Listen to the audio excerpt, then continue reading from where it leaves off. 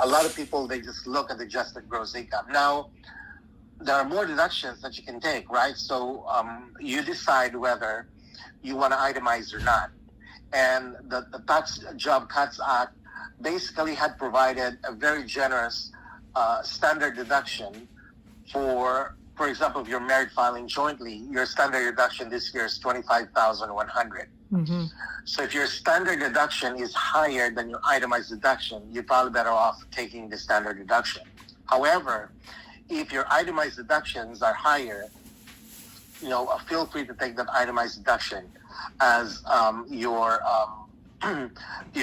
deduction before you actually pay taxes. So example of deductible expenses on your scheduling are medical and dental expenses, Mm-hmm.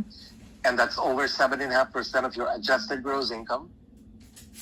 Your state and local taxes in California, they capped it to $10,000, whichever is lower. Mm-hmm.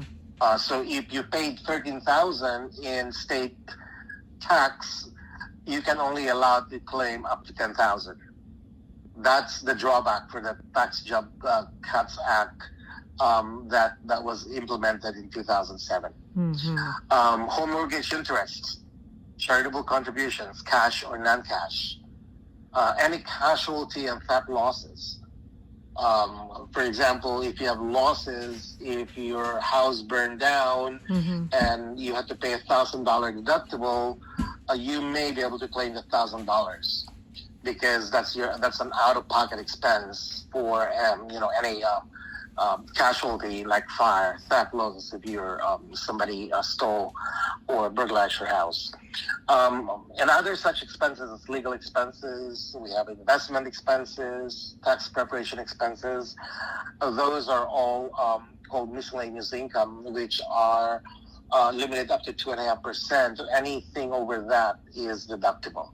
Wow. So that's Schedule A. Mm-hmm. That would be your standard deduction before you actually pay taxes. So whatever's left is what you pay. You convert that and see how much taxes you owe.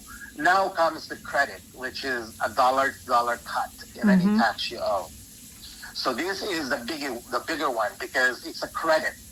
It's not a deduction to income, but it's a credit to your taxes. So, but as with deductions, you need documentation to claim them. So examples are.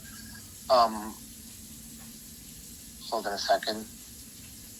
Sorry, Ali. Okay, that's fine. My phone's ringing left and right here. Right. But I know.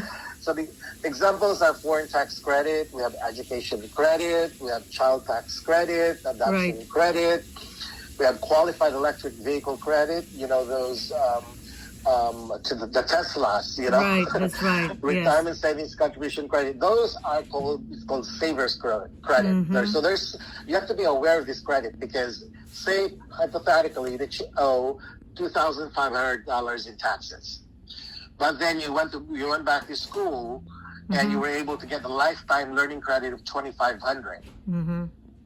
So because of that credit, it will offset what you pay, the $2,500 that you owe. It offsets that, thus you're paying zero tax to Uncle Sam. Mm-hmm. So that's how powerful these credits are. So just be aware of those and make sure that when you have your tax return prepared, ask for them what kind of credits can I qualify on, what kind of deductions can I qualify on. And you tell them what, you tell them exactly, and then the tax preparer or the accountant would say yes or no. Mm-hmm. I can just imagine when an individual has a lot of businesses and many properties, they really would need a certified public accountant. To do it on your own would be difficult, correct? Absolutely. I mean, I know how to do